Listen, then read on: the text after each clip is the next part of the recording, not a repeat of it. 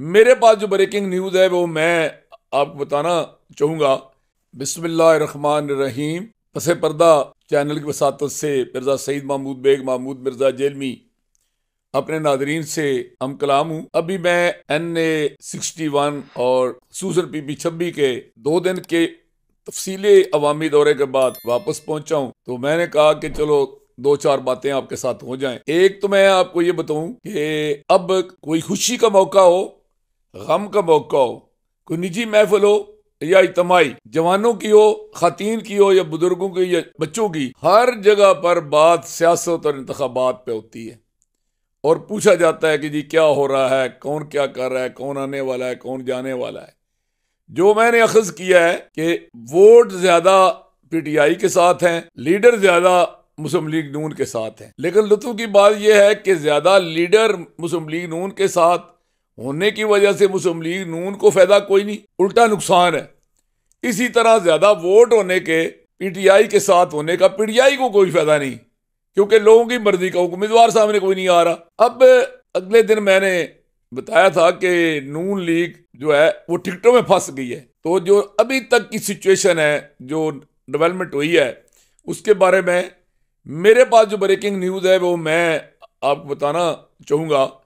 کہنے کو کل انٹرویو ہو رہے ہیں کینڈیڈیٹوں کے، جو نون لیگ کے کینڈیڈیٹ ہیں ان کے انٹرویو ہو رہے ہیں، لیکن یہ انٹرویو ایسے ہی ہو رہے ہیں جیسے یہ ہمارے سیاستدان جو ہے نا کلاس 4 اور کی بھرتی جو ہے نا وہ DC صاحب یا متعلقہ افسر کی وساطت سے انٹرویو کے ذریعے کرواتے ہیں کہ 4 سیٹوں کے لیے 4000 بندہ درخواست دیتا ہے، لوگ تیاری کر رہے ہوتے ہیں، لوگ جناب سفارشیں تلاش کر رہے ہوتے ہیں، لوگ بابا قدم اٹھا کے پھر رہے ہوتے ہیں، لیکن وہ جو خالی آرڈر ہوتے ہیں نا وہ MP MNA کے گھر چلے جاتے ہیں، وہ اپنے مرضی کے بندوں کے نام پر کر کے ان کو دے دیتا ہے۔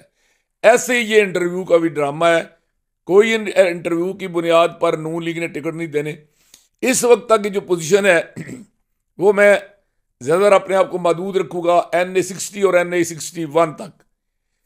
NA60 میں جو مین امیدوار ہیں نون لیگ کے ٹکٹ کے وہ ہیں چودھری فرخ الطاف، چودھری ندیم خادم اور بلال اظہر کیانی صاحب، اور جو NA61 میں ہیں وہ ہیں ملک غلام مصطفیٰ کندوال، اپنا چودھری عابد اشرف جوتانا، راجہ قاسم علی خان اور نواب زادہ مطلوب مہدی اور سید شمس حیدر۔ انہوں نے دونوں سیٹوں پر PP میں بھی اور نیشنل اسمبلی میں بھی ٹکٹ کے لیے اپلائی کیا ہے، لیکن اس وقت تک جو زیر زمین صورتحال ہے وہ یہ ہے کہ مقابلہ کہیں اور ہو رہا ہے۔ جو قوتیں ہیں فیصلہ کرنے والی یا جو لوگ ٹکٹوں کے معاملے میں میٹر کرتے ہیں کہ انہوں نے فیصلہ کرنا ہے یا ریکمنڈ کرنا ہے، ان کے حوالے سے اس وقت مقابلہ ہو رہا ہے ٹکٹوں کا بلال اظہر کیانی اور چودھری فرخ الطاف کے درمیان۔ یعنی 2 ہی حلقے ہیں اور 2 ہی امیدوار جو ہیں وہ اوپر آئے ہیں۔ اب ان 2 امیدواروں کے مقابلے میں ان 2 امیدواروں کے درمیان مقابلہ ہو رہا ہے کہ کون 60 سے الیکشن لڑے اور کون 61 سے لڑے۔ اب بلال اظہر کیانی کو لیں، ان کا اپنا گاؤں بدلوٹ جو ہے وہ 61 میں ہے، لیکن ان کی جو ساری توجہ ہے جن کے حوالے سے وہ کہتے ہیں جی کہ میرا تو تعارف ہے وہ 60 میں ہے۔ اب چودھری فرخ الطاف کا یہ ہے کہ اس کا حلقہ 60 ہے، لیکن 61 میں چونکہ ہمیشہ اس کے نانا اور اس کے والد جو ہیں وہ 61 میں بڑے پاپولر رہے ہیں، اور ان کا دعویٰ ہے کہ ہم نے ہمیشہ وہاں ڈیولپمنٹ کرائی ہے، ہماری وہاں برادری بہت زیادہ ہے، ہمارے ماننے تعلق والے بڑے ہیں، لہذا ہمارا ووٹ بینک وہاں بھی بہت زیادہ ہے۔ تو اس لحاظ سے اب فیصلہ یہ ہونا ہے کہ فرخ الطاف 60 NA60 یعنی سہاوا، دینا یا جیلم سے الیکشن لڑتے ہیں یا جیلم پنڈ دادر خان سے وہ الیکشن لڑتے ہیں، اور اسی طرح کہ بلال اظہر کیانی جیلم والے حلقے سے الیکشن لڑتے ہیں یا پنڈ دادر خان کے حلقے سے الیکشن لڑتے ہیں۔ ہمارے باخبر ذرائع نے بلال اظہر کیانی کے حوالے سے تحقیق کی تو پتہ چلا کہ بلال حیدر کیانی صاحب نے NA61 میں جانے سے انکار کر دیا. حالانکہ اگر بلال حیدر کیانی NA61 سے امیدوار ہوں تو راجہ قاسم علی خان امیدوار قومی اسمبلی، عابد جترانا امیدوار قومی اسمبلی، ملک غلام مصطفیٰ قندوال امیدوار قومی اسمبلی بلال حیدر کیانی کے ساتھ کھڑے ہوں گے، وہ بغاوت نہیں کریں گے. اور چونکہ بلال حیدر کیانی کا قبیلہ بھی راجہ کہلاتا ہے کیانی ہونے کے باوجود، اور ہمیشہ انہوں نے ججوہ کا ساتھ دیا ہے، اس لیے ججوہ قبیلے کے امیدوار راجہ مطلوب میادی کے لیے مشکل ہو جائے گا کہ بلال حیدر کیانی کے مقابلے میں آزاد امیدوار کے طور پر الیکشن لڑے. اور دوسری طرف چودھری فرخ الطاف ہے، اگر وہ NA61 میں آتا ہے تو یہ صورتحال ایسے آئے گی کہ ان امیدواروں کے لیے بھی بڑا مشکل ہو جائے گا. کیوں کہ وہی ووٹر ہیں عابد اشرف جتانا کے جو بنیادی طور پر ماضی میں چودھری الطاف کا گروپ رہا ہے اور وہ اینٹی دارا پور گروپ گنا جاتا تھا. اس لیے ان کے لیے مشکل ہوگا کہ فرخ الطاف کو اگر ٹکٹ دیا جاتا ہے اور فرخ الطاف NA61 سے الیکشن لڑتا ہے تو یہ ان کا مقابلہ کریں. بادی و نظر میں جو مجھے نظر آ رہا ہے وہ یہ ہے کہ مجھے NA60 میں بلال حیدر کیانی اور NA61 میں فرخ الطاف جو ہے نا وہ امیدوار بنتے نظر آ رہے ہیں.